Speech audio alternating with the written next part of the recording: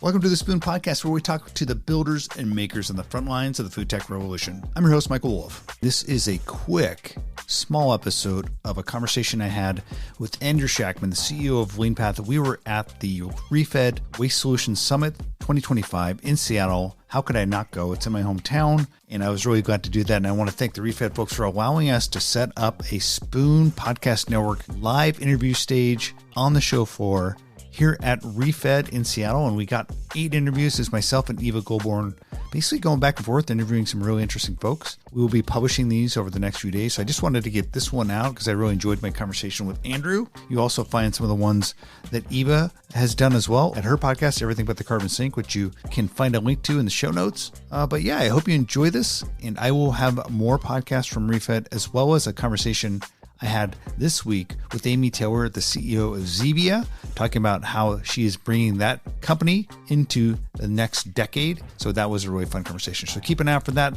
on Monday, and we'll talk to you all soon.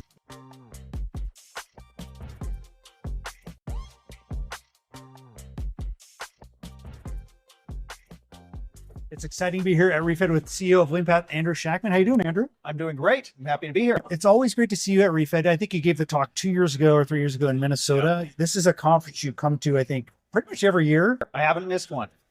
How is ReFED changing from your eyes? I mean, it seems like it's growing. Seems like we're bringing more people into the conversation. Yeah. What are you seeing? Okay. I see bigger. Okay. I see more maturity. I see more resources going against the issue.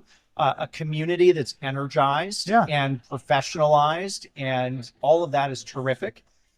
That's positive. I also see a time with a lot of headwinds, and I think some of those are macro, whether that is current political context, but also some of it is about this movement.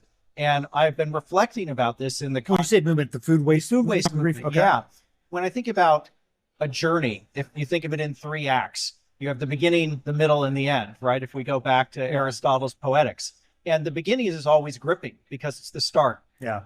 And the end has all— The middle kind of drags. The middle's hard. And I think we're in Act 2, where it's no longer the beginning, but we are not at the end. Okay. And so how we create meaning, momentum, wins, milestones at this moment is really critical. And I think you're now seeing a bunch of people who had set 2025 goals, who are either going to hit them or miss them a little bit, but they've made progress. And now the question is, what's next? So that's where I see this movement is scaling, achieving, really positive, but also at a moment where how we maintain momentum is going to be critical. It seems like every part of every conversation I have now, because I'm largely talking about a lot of food tech, is people are thinking about how AI is going to accelerate their goals, how they're going to implement into their company, how they're going to start a company around AI. You've been at it for a while. You're one of the OG food waste reduction companies using AI. Where do you see this conversation? Because I think there's maybe a lot of AI kind of exaggeration in startups. People are like kind of almost trying to bring it into conversations where they shouldn't. Where do you see the intersection of AI and food waste happening right now? What do you see? Yeah. So there is a lot of hype. Yeah. But I think there's a lot of substance, and both can be true. Okay. And in food waste, so far, the emergence of AI has been in computer vision. Yeah. And we have seen that as the first use case. And I think that is a good use case for identifying wasted food to enable measurement to be done quickly and easily and accurately. And we certainly do that at Leanpath. But I think the more interesting part is how we use AI to drive action. And action is all about looking at data, but also looking at context and being able to come up with what you do next. And one thing that's very clear to me is that chefs, they did not get into food because they wanted to sit in front of their computer and study food waste data or any data. They want to be connecting with people. They want to touch and make connect, and create experience.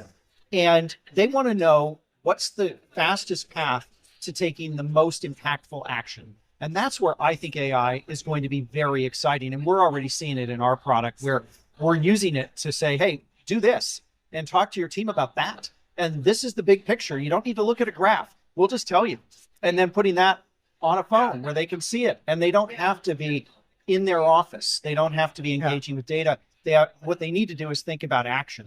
So I think that's exciting. One of the things that's going to be a little bit of a bump, and if you will, kind of the hard part, is that the AI gets better the more context it has. And we are living in a kitchen tech world of silos. We have so many systems, as you know, that do not talk. Right. And until more of them talk, we are deprived of context.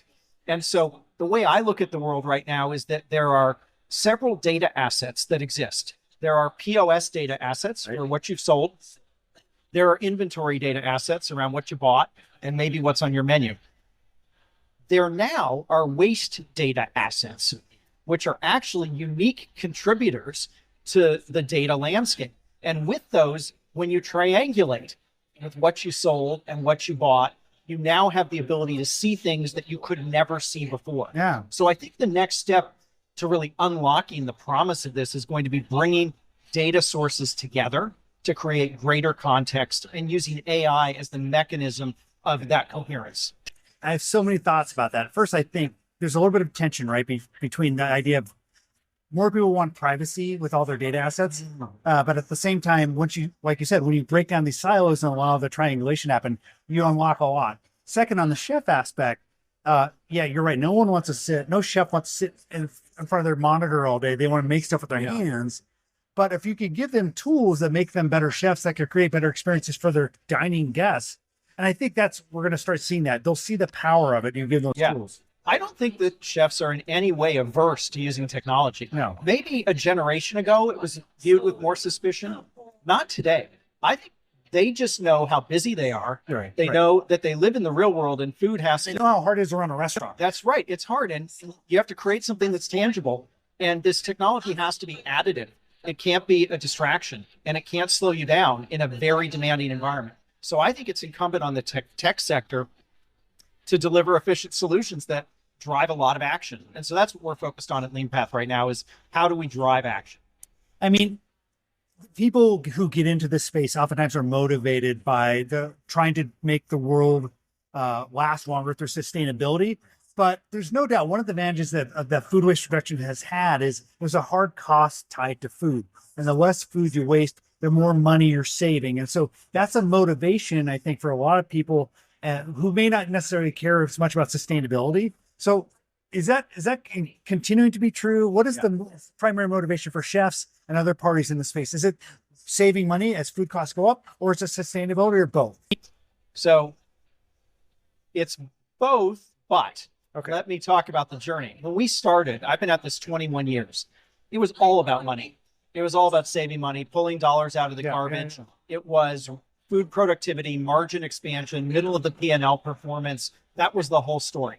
And then we came to understand that this was a nexus issue that incorporated issues around climate and food security and land conversion and biodiversity and water resources and everything, right? And so then we began to have a more balanced story.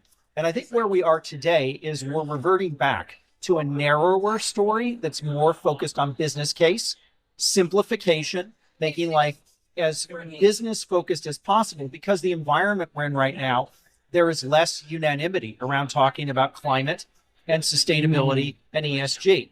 And so you're seeing kind of a steer back to a little bit of a pared back value proposition. And I am hearing that. And that value proposition in my mind has always been there. Right. So the good thing is you can stealthily push sustainability by saying, hey, let's waste less money because everyone's margins are being constrained, right? Yes, you have the ability to still have the whole discussion, but I think just the emphasis is more towards the business case at this moment. That being said, I don't think we should allow ourselves to walk away from the moral imperative, the food security elements, the climate elements, because they are very real. And we can be having multiple things can be true at the same time as we do this. And so I think it's really important that we don't allow the issue to get totally flattened down to it's just dollars and cents, because we have to remember is at the end of the day, the change makers on this issue are the people working in kitchens, and people work from a place of emotion. You can have a great business case, but when I'm in a kitchen talking to a pot washer, or I'm talking to someone working on prep or on the line, what gets them emotionally is what's going to draw their attention. Yeah. And this is an issue that goes beyond dollars and cents. And honestly, I don't think there's any more powerful advocate for causes in food than the chefs. And if chefs are saying, hey, you need to stop wasting food, you need to be maybe pulling meat off the center of the plate or whatever, if it's a plant-based conversation, they are such powerful advocates. So you're right. You don't want to disconnect those two. But yeah, it does seem like in the environment we're in, when costs of everything are going up, it makes sense that the primary motivator is cost waste reduction. Real quickly, we're here at ReFED. You've been at this for a while. Leanpath is a really interesting company. I think you guys have been a pioneer. What's in the future for Leanpath? What are you guys kind of excited about? What are you guys building for the future? Yeah, so we talked a little bit about AI, and of course, I think everyone right now should be looking to leverage this new frontier because the tools are powerful and exciting, and there's so much we can do with them. So that's a big part of where we're going. Secondly, we recognize that there's two games you have to win around food waste. There's a game in the kitchen, and there's a program management game above the kitchen. Okay. If you're talking about enterprises, big organizations trying to do things at scale. And so you have to have solutions that work in the kitchen, but also the administrative aspect of governing a program and knowing what's working, who's leading, who's not, who's lagging, who needs extra help. So we put a lot of work into building what we think of as kind of the enterprise standard for a food waste management platform, which is not just about measuring food waste ERP. Is that what essentially it? Yeah, and we debated whether it was that. There are a lot of people who don't love ERP. ERP. We talked about that too, but there's pros and cons of all of it. I think it just came back to this is food waste management, and to do it right, measurement's one piece. It's an enabling piece, but using the data, driving action, governing the programs, that's all a big part of it. The other thing that we're focusing on is events, and we're just recognizing that there's very different dynamics around food waste in an event context versus a normal course operation of food service, and trying to really honor those differences and looking at ways that solutions can better meet the needs of events. So those are some of the things we're talking about. There's obviously a lot more on our list. Plate waste would be one that I think has still not gotten its due, and we continue to develop in that area as well. Hey, well, Andrew Shakman here at 2025 ReFED. It's always great to catch up with you. Thanks for spending time with me. Thanks for having me.